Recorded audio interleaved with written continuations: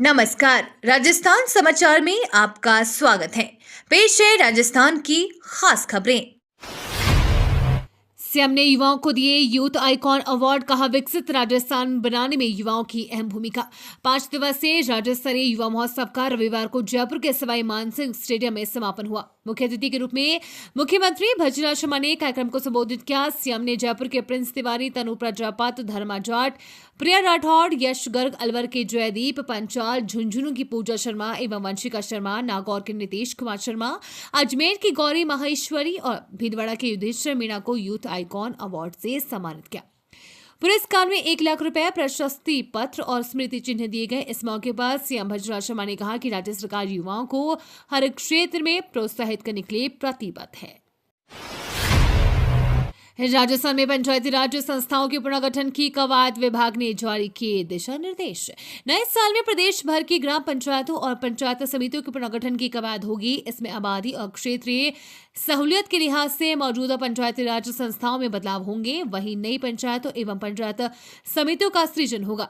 इस संबंध में ग्रामीण विकास एवं पंचायती राज विभाग ने पंचायती राज अधिनियम 1994 की धारा 101 के तहत पंचायती राज संस्थाओं की सीमाओं में परिवर्तन को लेकर अभी कलेक्टरों को दिशा निर्देश जारी कर दिए हैं। सर्दी के बीच राजस्थान के इस जिले में 13 और 14 जनवरी को छुट्टी की घोषणा, कलेक्टर ने जारी किए आदेश।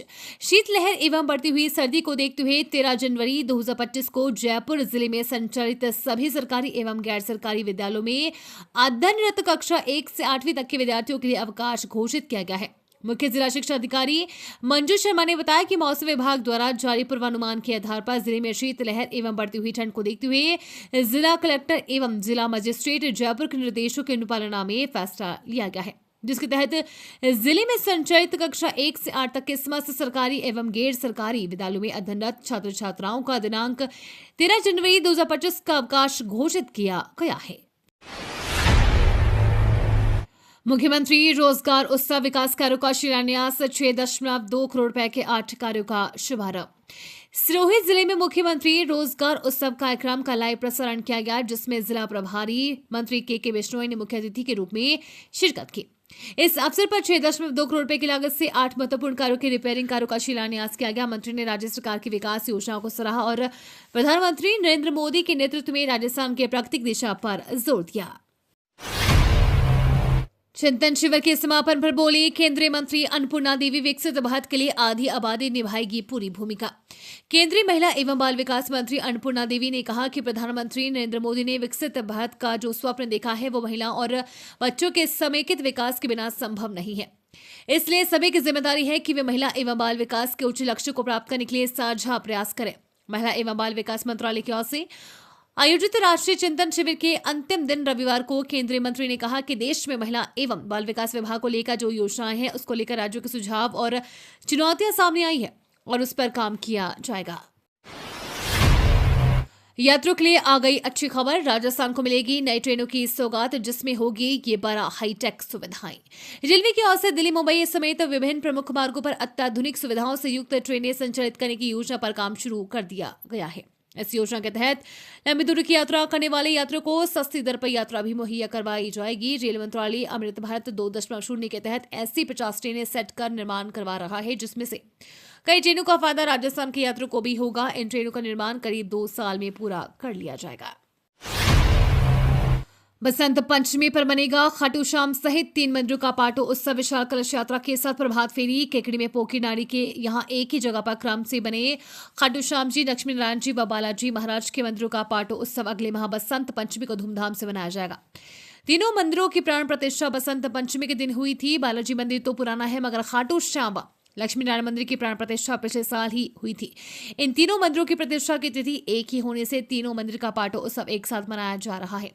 पाटो उत्सव का आयोजन श्री श्याम प्रेमी सेवा समिति एवं श्री पोखरी नाड़ी बालाजी समिति के संयुक्त तत्वाधान में किया जाएगा।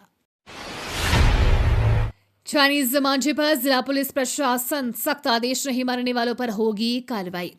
डीडवाना कुचामन जिले में मकर संक्रांति के त्योहार को देखते हुए पुलिस प्रशासन ने चाइनीज मांझे पर पूर्ण प्रतिबंध लगा दिया है।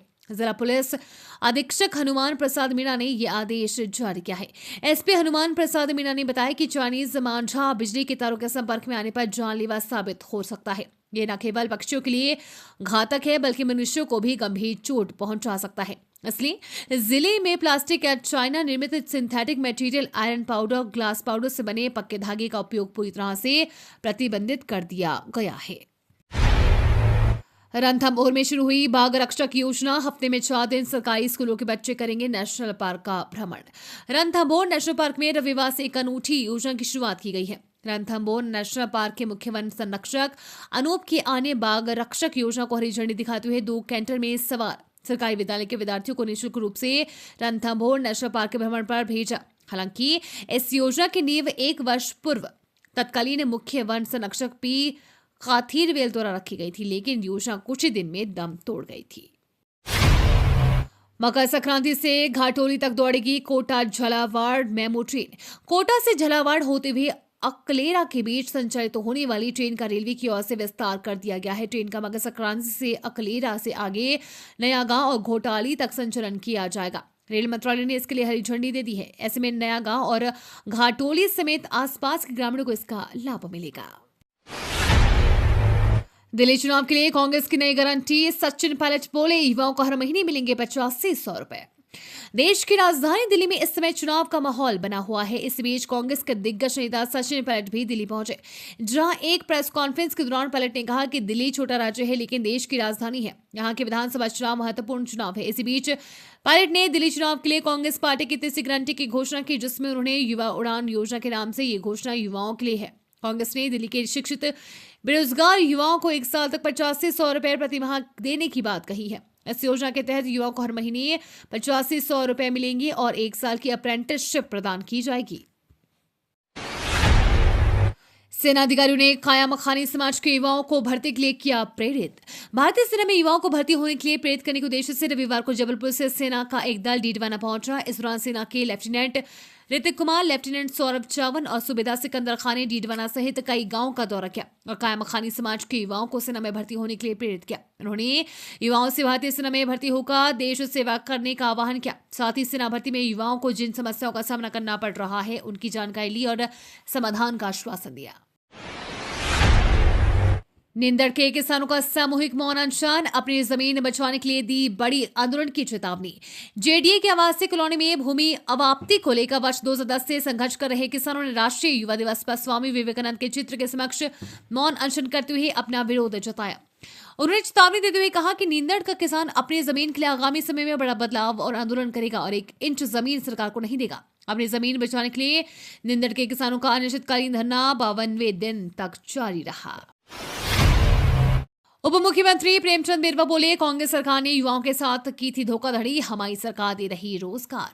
प्रदेश के उप मुख्यमंत्री डॉक्टर प्रेमचंद बिरवा रविवार को भीलवाड़ा पहुंचे और जिले के प्रवास पर रहे। इस दौरान प्रेस से मुखातिब होते हुए उन्होंने कांग्रेस पर जुबानी हमला बोलते हुए कहा कि कांग्रेस सरकार ने युवाओं के साथ धोखाधड़ी की थी, जबकि हमारी सरकार युवाओं को रोजगार दे रही है। वहीं उन्होंने अपनी सरकार के 1 साल की उपलब्धियां गिनाई। बिरवा के जिले के प्रवास पर सर्किट हाउस में पहुंचने पर भाजपा जिलाध्यक्ष प्रशांत मेवाड़ा के नेतृत्व में भव्य स्वागत किया गया। इसके बाद उप मुख्यमंत्री ने भीलवाड़ा नगर निगम के महाराणा प्रताप सभागार में युवा रोजगार कार्यालय में और कार्यक्रम में शिरकत की। इस दौरान उन्होंने भीलवाड़ा जिले से नवनियुक्त सरकारी कार्मिकों को नियुक्ति पत्र सौंपा।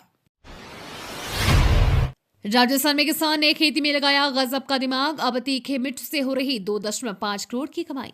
राजस्थान के भरतपुर में सरसों की खेती बड़े स्तर पर होती है, लेकिन किसान अपनी आर्थिक स्थिति को मजबूत करने के लिए अपना रुख बागवानी और सब्जी की खेती की ओर करने लगे हैं। इस जिले का एक गांव है जहां के 95% किसान मिर्च की खेती कर लागत में दुगना मुनाफा कमा रहे हैं। इस खेती से पहले किसान अपने क्षेत्र को छोड़कर दूसरी जगह कामकाज के लिए जाते थे, लेकिन पिछले 5 वर्षों से मिर्च की खेती ने गांव के लोगों की किस्मत बदल कर रख दी है। अब गांव के लोग बाहर मजदूरी के बजाय गांव में ही मिर्च की खेती कर लाखों रुपए कमा रहे हैं।